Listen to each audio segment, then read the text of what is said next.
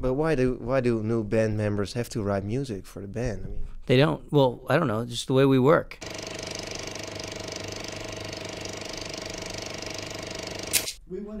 We wanted a guitar player to give something, rather than sort of him or whoever saying, "Hey, play that, play that." You know, none of us are guitar players. That's you know. I think I'd rather concentrate on my own instrument and how I fit in everything than think of two people's jobs at the same time, or three people's jobs, you know, or whatever. Because you get the impression that like three guys are Faith No More. That is definitely the impression. Yeah, that's what I get. Well, you know, the thing, I don't know, whatever. Anybody can think whatever they want, really. Is it a good record? Is it a bad record? Do you like the record? Who cares? Yeah. Yeah, fans care, I mean. But who did it? Well, that's like saying, you know, look, if somebody goes,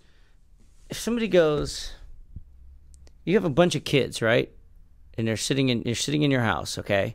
You leave them there, you go to the store, you come back, and they've written all over the wall. Some kid has written all this, you can go, okay, who did it? Who did it? It's kind of beside the point who did it. The thing is, somebody did it, and you're pissed off. You're never going to find who did it. And they're never going to admit to it, the guy who did it, right? So it's kind of a pointless question. You're right. The end result really is what we want. I mean, we have to speak about all this stuff, and it's kind of strange. But the end result, what we want to speak is really the record, the music. And we've done what we needed to do to get to the spot where we actually feel good about that.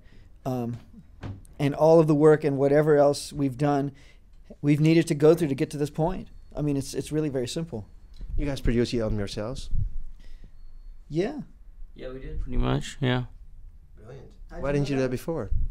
Why didn't we do it before? A couple different reasons. Number one, because at the beginning we were signed up to a company that was putting their money down on the table, and they said, well, you need a babysitter, you know, to babysit, you know, our hard-earned, you know, money that's going to go into this record. We've always come into the studio with the songs done. I think they would have done it now. I think they would have done it now. I don't think that's the case. I think that we worked with a guy named Matt we've grown up with recording. We only recorded with him. And I think that as far as what a producer did is what we used him for. And we changed to Andy Wallace on the last record because we want to see when a totally different producer, what it would do for us. And I think what we learned most of all is anything any of these guys could do, we could probably do ourselves. So we didn't go into this telling the record company, we're producing this record. We just started recording and had them pay for it, saying we're making demos, knowing that the demos we made would be good enough to use on a record. And so it's kind of a trick, actually. That also sort of kept their real scrutiny off of us, and we were able to do it with the songs we wanted, at the time we wanted, with the way we wanted to do it. It worked out well to where we didn't have to answer to a lot of everybody else throwing in there, you know, a couple of cents. Yeah, they're more than happy to do it, let me tell you. You've been in Russia for a couple of months, I guess? Yeah, a couple. It was great. It was sensory overload. I'll just put it at that. Or sensory underload, maybe. Where have you been? I was in Moscow, and I'm the first, I guess, Western producer to work with a band out there. I worked with a punk band called Naive, and recorded this great album, and it's awesome. It's totally awesome. I know it's going to do really well in Russia. They've got a big music scene out there. I hope it gets outside of Russia because it's a great record, I think, in any country. But well, if anyone can take it outside, you can. Well, what can I do? Well, you can take the band on tour. People. We could take them on tour. That's true. I might be asking for trouble. Why? You don't want to know. These guys are really fun guys, but they almost killed me. Let's put it that way. But yeah, we went there. I went to Georgia, Soviet Georgia for a while. No, these guys, they're very, they put new meaning to the word vodka drinking. I mean, in a way that I surprised myself. In what way? I had no idea I could go as far as I did.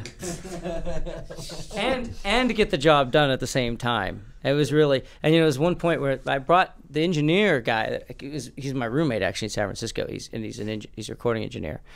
And he said, now you know why producers and engineers look the way they do. It's because they stay up all night, because we were recording from 5 p.m. till 6 in the morning. and we had to take a metro to the studio every day. And at the end of the day, it'd be 6 in the morning. We'd have to wait for a bus to take to the metro and come back. And of course, these guys would always get like 2-3 bottles of vodka to drink on the ride home.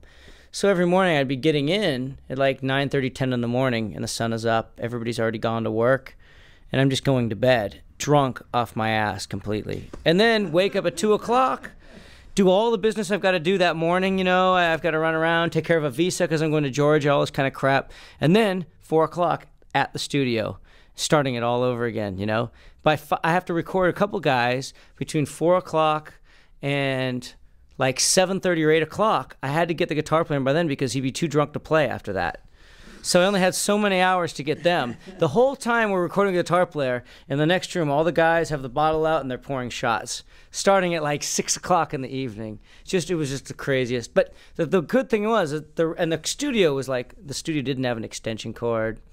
It was like really primitive. But the record came out sounding really, really good, and it was just the most insane experience. That was Moscow, because I hear people, a friend of mine lives there, she's like, well, you can't even drink the water from the tap, but it's okay. I did. I had to a couple times. Well, I mean, if you're really hungover, and it's 1 in the afternoon and you got to get to work at 2, you don't want to go out in the freezing cold and get a bottle of water. And they don't even have, their mineral water out there, at least that I could get.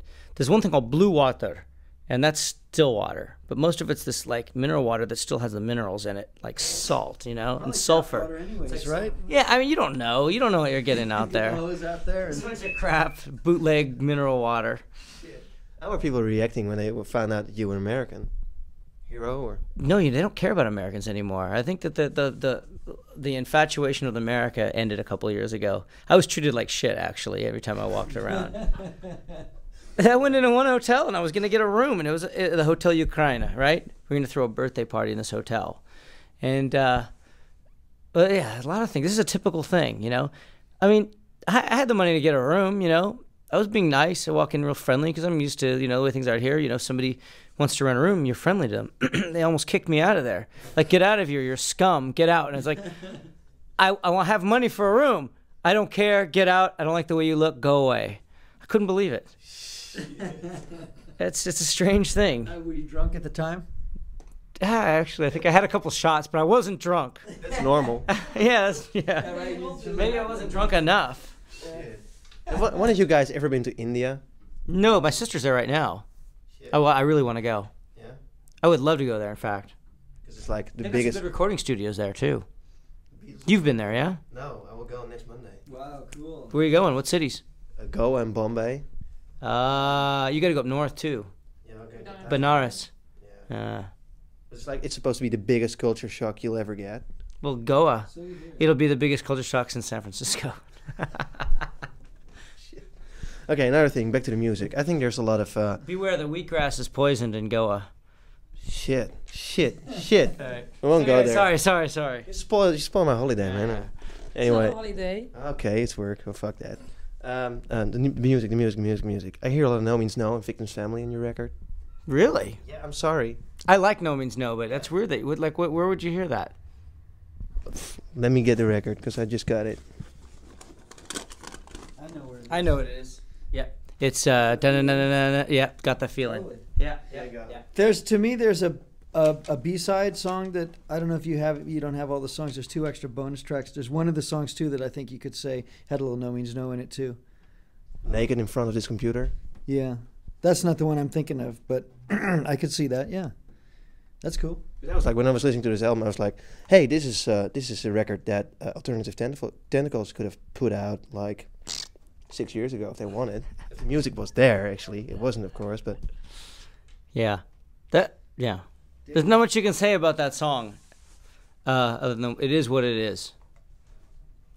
Isn't it like for a big band, which you guys are, a risk to record that song? A risk? Is this the first Faithful record you've ever heard?